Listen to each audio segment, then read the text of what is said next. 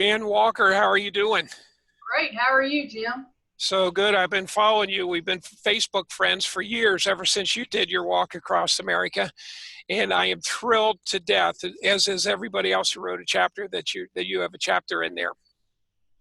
Great. Yeah, a lot of my friends live in my computer. Jan is one of 27 of us, women and men, who have either walked or ran across America. And we consolidated to each have a chapter. There's 27 chapters, each a different story about our journeys across America.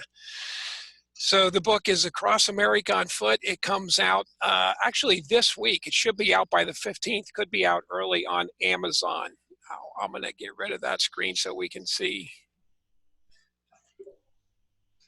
There we go. So I like to start out, Jan, by asking, why in the world did you decide to walk across America? Well, everybody asks me that, and it's really hard to answer because I can't remember a specific incident or idea or thought. I guess it just comes down to just to see if I could do it. I had actually, before I even started following the crosser people that are in the book on our Facebook page, I knew somebody in 2009, I believe, Rick Hammersley. Only person I'd ever known, other than who was the fellow that wrote the book?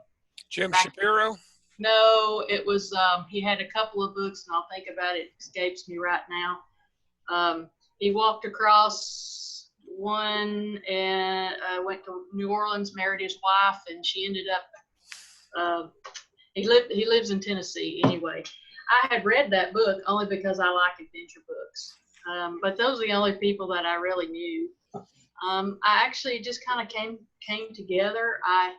Certain parts of events just happened so that it came together, and 2016 was my year. It was either go or I felt like at the time it was either go then or never go at all.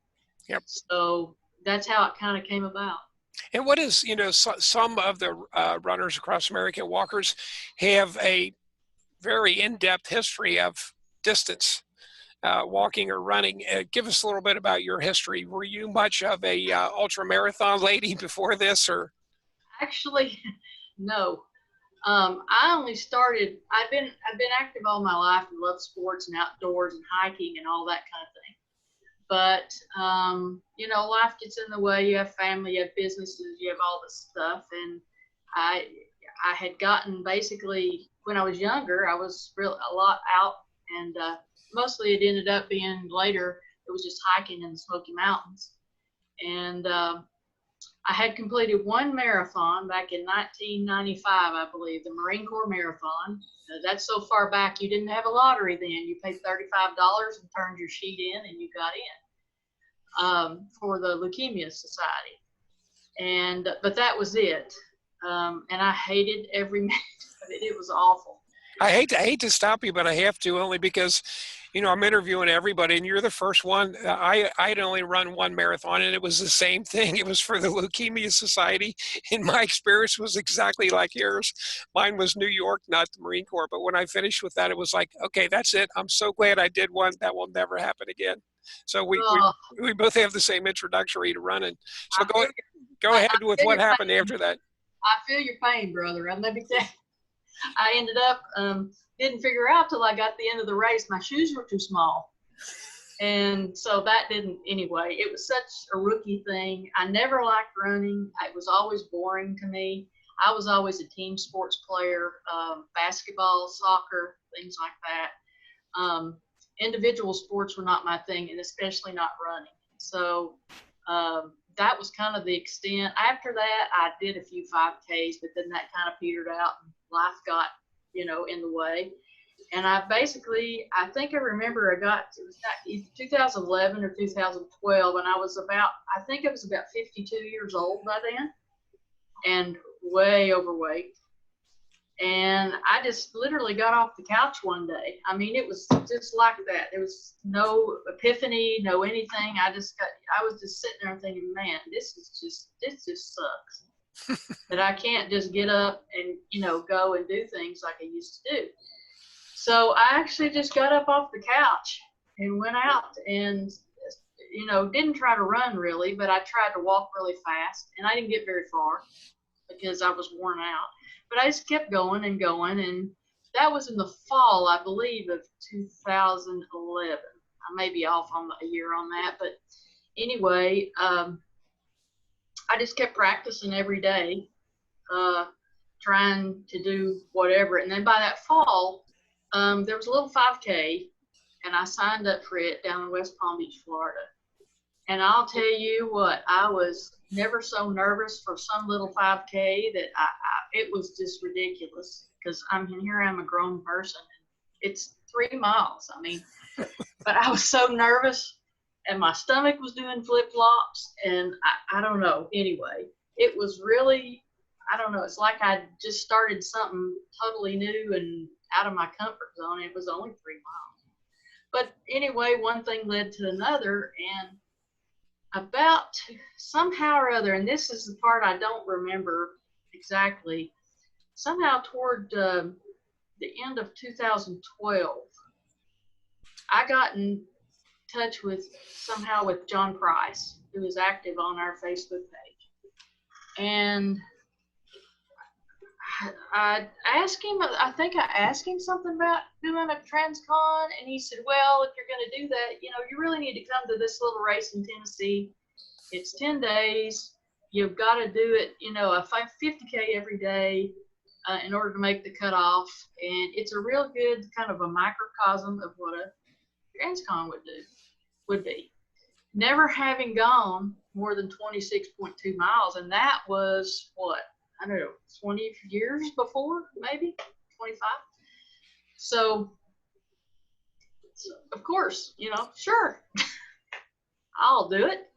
And I actually ran my first ultra in February of 2013. And I got 12 miles into it, my feet blistered up so much that I was barely able to walk. I ended up making it. It's still my PR for a 50K, and it took me 10 and a half hours. Wow. But in between that, I did do some triathlons, some short distance triathlons and things like that. But got hooked up with John Price with that. And so I started doing all these little 50Ks because I figured that would help me. Kind of training with a lick and a promise and just running a bunch of miles, really. But I did about, I guess it was 4 or 5, some of them back-to-back weekends. Finished them all, but then, you know, July rolls around. I show up. This is pre-Vol. This is the 2 years before the Vol State kind of exploded. That was the last year that you didn't have to pay an entry fee, and we just all chipped in for the buses. That was it. And so it was a good thing in a way. All the road angels weren't out there like they are now, and it was I think was a lot harder. I went in the screw division, of course. I was all the way in the back.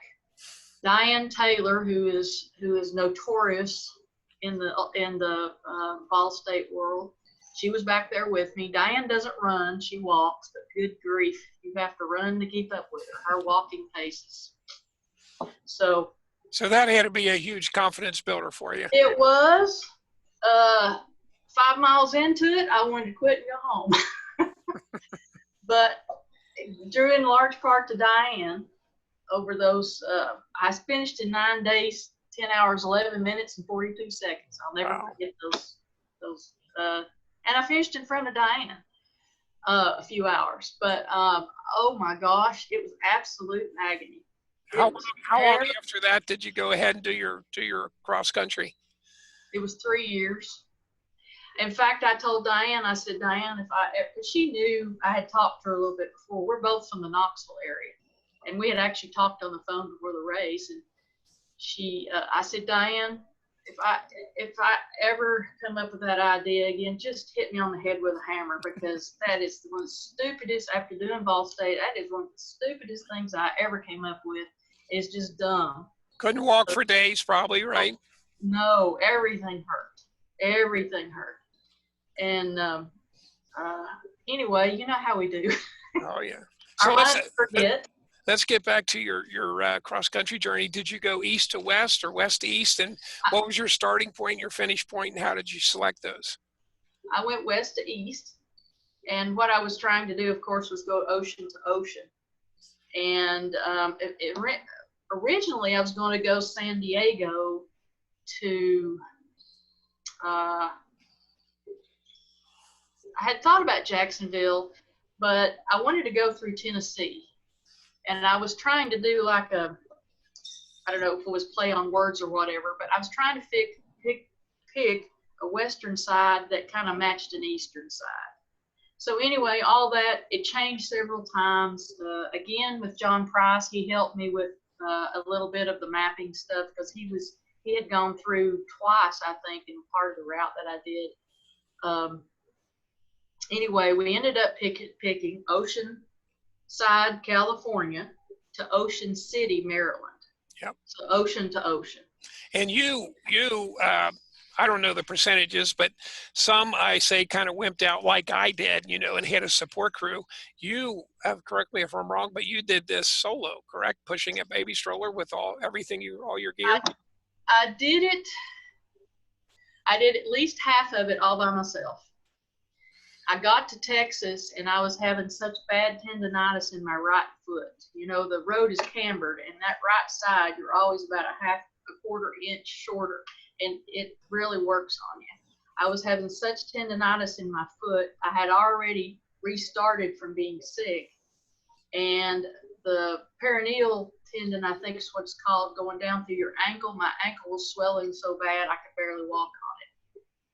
I didn't want to quit, and I knew I could keep going, but and I was still recovering from the respiratory issue that I had when I had to stop in New Mexico. So and it was one of those things, I want to continue, but this is not going to work if I keep doing it this way. So, and if anybody knows me, they know my husband, this is not a thing. It is not his comfort zone whatsoever. But it was my last resort. I mean, it's not like you can just pick somebody out of nowhere who can take the time off. And we had the money, thank goodness. Only because we had sold our house. Otherwise, I wouldn't have been able. But it causes a lot more problems. You got somebody with you and all that kind of thing. So anyway, halfway through in Texas, I called him and I said, look, I don't want you to crew me. It wouldn't have worked that way anyway. He's an awful crew person. He's a great Sherpa. So basically what he did was he Sherpa'd. I still carried my car. I pulled a cart behind me, and I didn't use a baby stroller.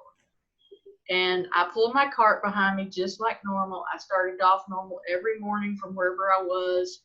The only thing he did was if I couldn't get to a place to get inside at the end of the day, he would come pick me up and get me to some place like a motel or something like that so I could get inside, get my feet up, and continue walking. And we did that the rest from July, right at the end of June, around July, because I remember where we spent July 4th, all the way to the end in October.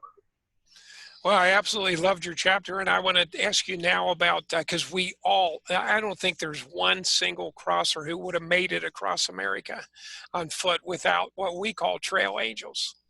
And, we all had them. They're all these incredible people. I'll let you explain what a trail angel is. And I don't want you to go in to talk about all the ones who helped you, but that one in particular that saved your trip, if you could just go ahead and discuss that a little bit.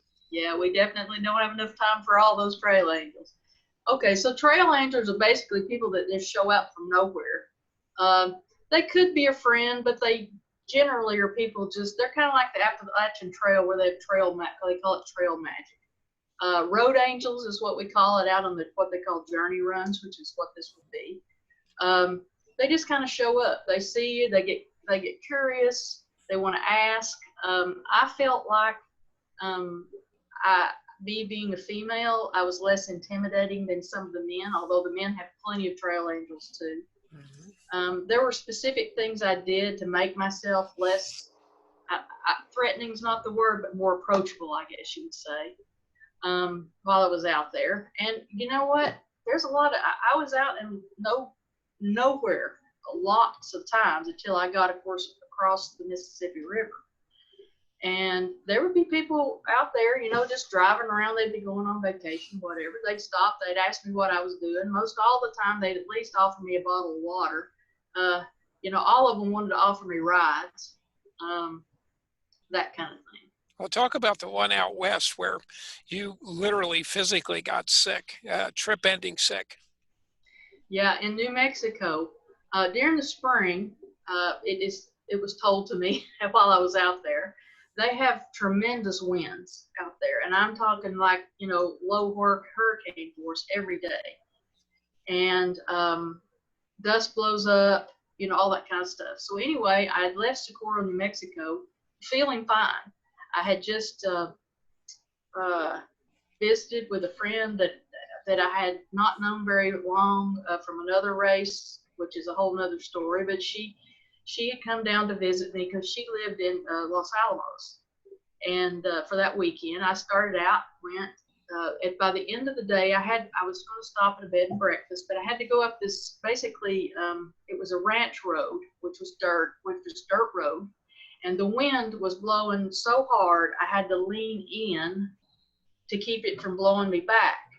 And of course, the dust was blowing up off of that road. And the only thing I can figure is maybe because there was cattle out there, some of that dust got in my lungs and I got my lungs infected. But at the time, I just thought I had a bad cold. I was fine one day. By the time I woke up the next morning, I was really sick. But there was no place to go but forward. So this was on Monday and Tuesday.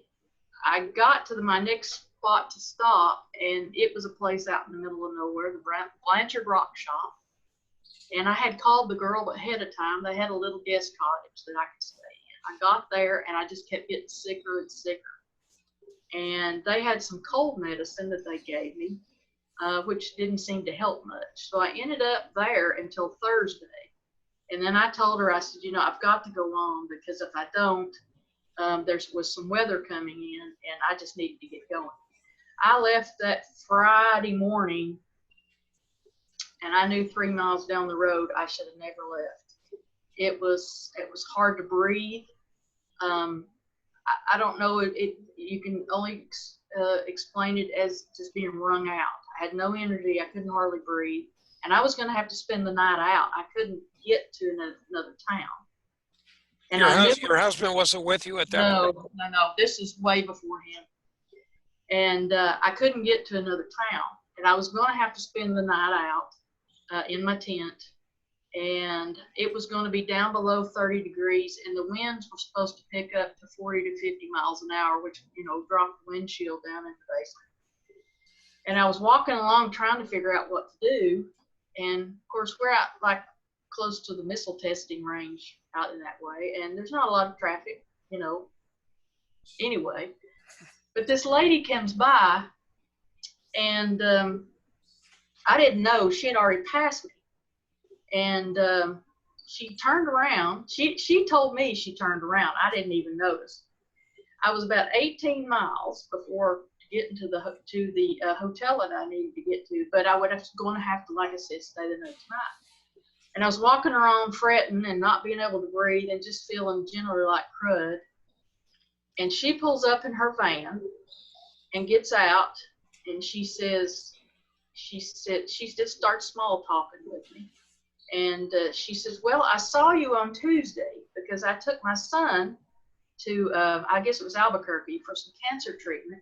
They were from Roswell, and which was quite a ways further east, and they had turned around and they were headed back to Roswell. And she had seen me on Tuesday heading toward the middle part of what I was doing that week. And she said she went past me and she was praying. And she said, good Lord, I don't know what to do. She said, it's a hitchhiker, what am I going to do? I don't feel it, but I feel like I need to stop. And she said, I just gave in and I just turned around and I came back here. And she said she just felt like the good Lord was going to protect her. And she pulled up and started talking to me. And at first she said, you really need to look like you need a ride. And up until that time, I had refused every ride everybody had asked me tons of times. And first 2 or 3 times I said, no, I don't want to do that because of obvious reasons. And she just kept being insistent. And the thing she had in her favor for me actually finally giving in was she had a van. See, a lot of people would stop and say, hey, can I give you a ride? But they had no place for the cart. Yep. And she had a van that was outfitted as a handicap van. And you were sick. And I was sick. And I knew it was getting worse and worse. And again, of course, at this time, I just thought I had a bad cold. And I finally said, okay. I said, I don't think I'm getting any better. She said, I'll take you up to the next town. We'll find somebody that will see you, And it's just a little crossroads town. It's Carrizozo, New Mexico. It's got, back in its day, I'm sure it was a big deal, but it's a little crossroads town. Nobody there hardly. Although they have like 3 motels and a restaurant. So we got down there. I got there in time to go to, they had a local clinic. And I got there in time to go because they closed at 5 o'clock. I got there at 3:30. She called for me and everything. They had left early because it was Friday. And so there was no place to go. The closest hospital was 56 miles away in the opposite direction. And I told her, I said, just leave me here at the hotel. I'll go get some cold medicine. There was a Family Dollar, which, where isn't there a Family Dollar nowadays, Right. or Dollar General? And I'll get some cold medicine. I'll stay over the weekend. I'll go in on Monday. Okay. She said, are you sure? She said, I'll take you. No, that's fine. She said, well, okay, I'll leave you here at the hotel. But here you take my number, and if you need anything, you call me. And they were going off. Roswell was like, I don't know, they're coming 150 miles away, maybe 200 miles away. So we unloaded everything, and I got into the hotel and or the motel. And over that weekend, it kept getting worse. Sunday night, my eardrum burst from the inside out. I don't know how that happens, but it just did. All of a sudden, I felt like my head, when you're swimming and you get water in your ears, but I hadn't been underwater. And then all of a sudden, it went and burst, and I had no hearing in my right ear. So anyway, Monday comes, I go down to the clinic. They seem very capable. The girls were really great in there. They gave me a couple of shots, but they said, this is really bad, and you've got to quit. You've got to stop. They didn't say quit. They said, you've got to stop right now and let this work, because if you don't, you're going to risk serious pneumonia, and your ears are infected. Both of them were infected. Sure. But of course, the one was worse. And I just looked at him and I said, they gave me a script for prescription medication, but I had nowhere to get. And it's not like you can call an Uber. Right. So about that time, I was sitting there and I didn't know what to do. And I was sitting there on the table, and the girl that had come to see me in that last Sunday, who lived in Los Alamos, Lisa Reeder, she texted me, and she was following everything, because I was updating people on what was happening and stuff, not knowing that I was as sick as I was. And she said, look, I told her, I said, I don't know what to do. She said, look, I'll come down there and get you. No problem. You come to my house. You can get better. You stay as long as you need to. We can get your medication, et cetera, et cetera. And at first I said, nah, I don't want you to do that. It'll take all day. It was an all-day trip for her to do. Yep. She said, that's ridiculous. She said, I'll come down. She said, I've got to drive a bus tomorrow, but I'll come down and get you the next day. You just stay put. We'll come get you. So me thinking, I'll be over this in a little while. Ended up, I had to be at her house for 25 days. Wow. 2 rounds of antibiotics, inhalers. I could barely get out of bed. She took me in. She said, here's your room. If you feel like it, here's the car keys. Here's the food. They didn't let me pay for anything. She even had a friend who was a physician's assistant who came and visited me at the house. Wow. To make sure that was okay. Got all my medication.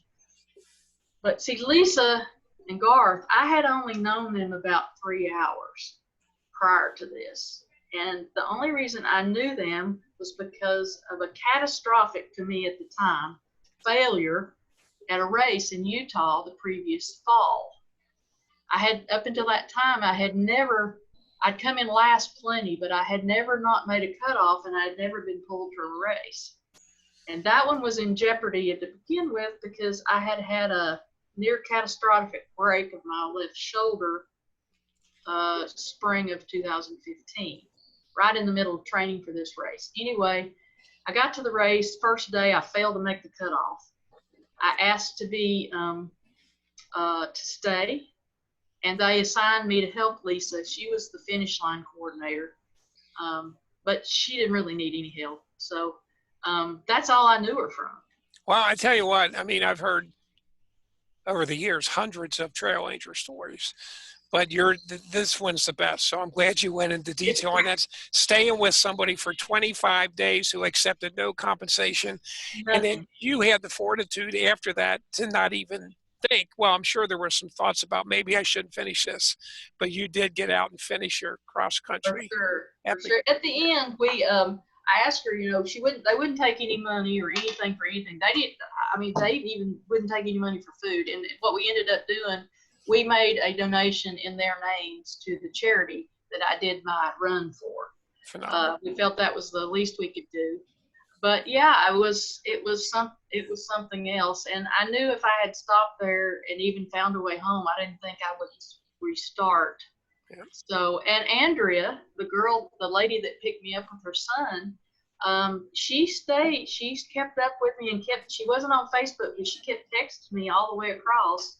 And she was one of the first people I actually called on the phone when I got to Ocean City, Maryland, and tell her that I finished. 2 more questions I have for you. Could you give us an idea how many miles your average day was and what your long day was?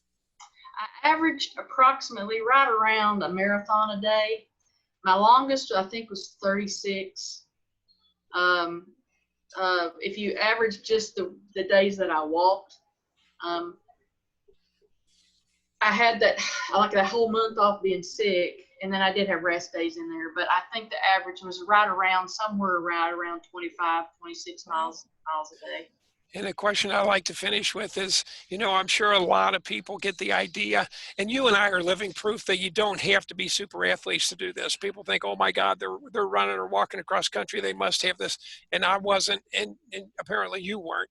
And a lot of us weren't. Now, certainly there are plenty of them that are, but of the people who might be thinking about either walking or running across country, but they're not sure, they have some fears, what advice would you give to them?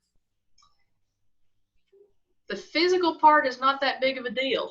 I had a friend at the time that was much larger than me, and she finished. So as far as the physical, everybody I talk to do these journey runs, they'll tell you it's 95 to 99% mental. If you think you can do it in your head, you can do it. Yep. Look at Ernie Andrews. He's 94? Yes. And, it took him 3 years, and he goes 5 miles a day, but he did it.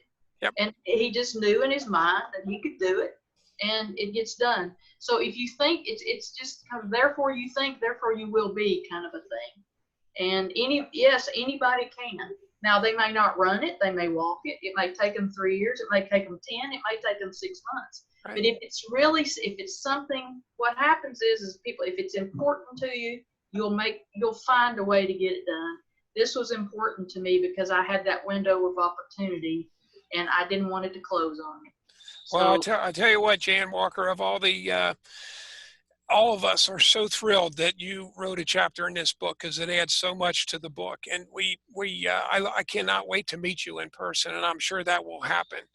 But thank you so much for writing a chapter, and thanks for doing this interview. Well, I'm so honored to be in such a group of sort of ultra celebrities. There's some big heavy hitters in here, and I am so honored to be in part of that group. So, and thank you for taking the time to do the interview.